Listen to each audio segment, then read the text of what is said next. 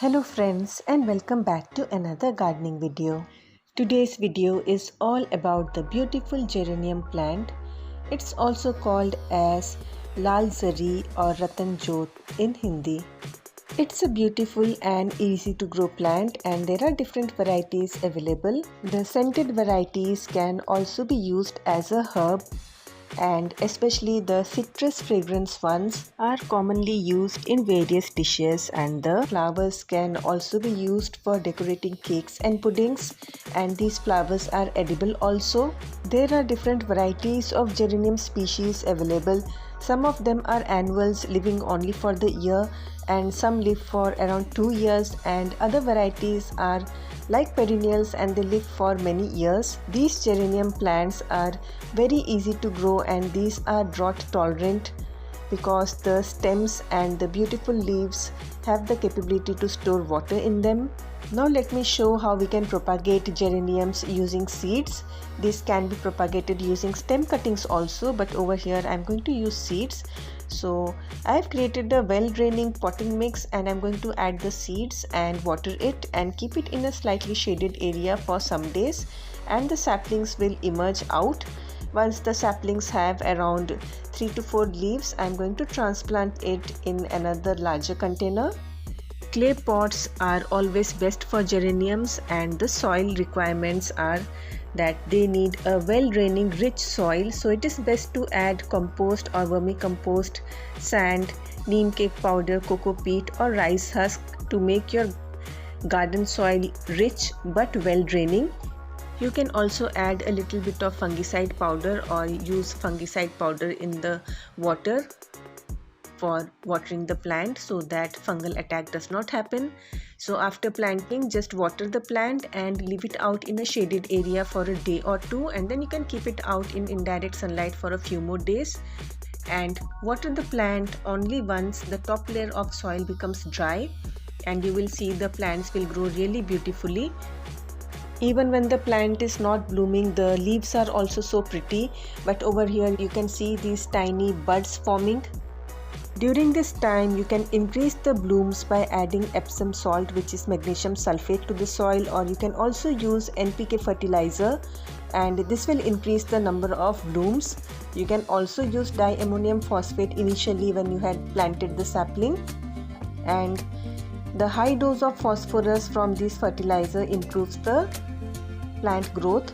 I have also used this mustard cake liquid fertilizer on the plant. You have to dilute it adequately and use it once in about 15 days. So you can use this mustard cake fertilizer, or if you want to go for organic fertilizers only, you can also use fertilizers such as your rice water, soaked rice water, because the soaked rice water or soaked dal water can be diluted and used once in 15 to 20 days. These are the natural fertilizers and it provides nutrients like nitrogen, potassium, phosphorus, which are needed for healthy blooms. If you wish to go for chemical fertilizers, then you can definitely give them DAP fertilizer. This will strengthen the root system of the plant and make the plants grow really nicely, and once you see buds forming, then you can change to NPK fertilizer.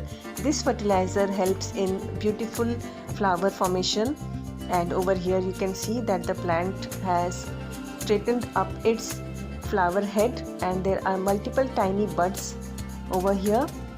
So you can see this one turned out to be the white colored geranium. For a slow release natural fertilizer, you can add pieces of mustard cake directly to the soil. Now coming to the pests and diseases of geranium plant. So first of all, let me share with you the reason why sometimes the geranium leaves turn yellow. So over here also you can see some of the leaves had turned yellow, and the reason can be either overwatering or underwatering, or nutritional deficiencies, or too much of sunlight or too less sunlight. So for my plant the reason was excessive sunlight, because once I shifted it to a slightly shaded area, the leaves had started turning back green again. And when the plant starts flowering, it is best not to keep them under bright direct summer heat or sun, because the flowers will not stay like this for long if you keep it under direct sunlight in this Indian summer heat. so it is best to keep it in a semi-shaded area, and you can enjoy these beautiful blooms for longer. As for any kind of pest attack like aphids, mealybugs, etc. can happen, then you can spray neem oil and that would be sufficient. As far as how much to water the plant, when to water the plant, then you have to put your hand in the soil and make sure that the top layer of the soil is dry enough. If it is moist, there is no need of watering the plant. If it has turned dry, then water the plant adequately, and water the plant next time only when the top layer of the soil dries off completely. So clay pots are best for geraniums because it has a porous nature and it helps in keeping the soil dry throughout, and it's not like the plastic pot where the lower part of the soil always remains wet, only the top part dries off.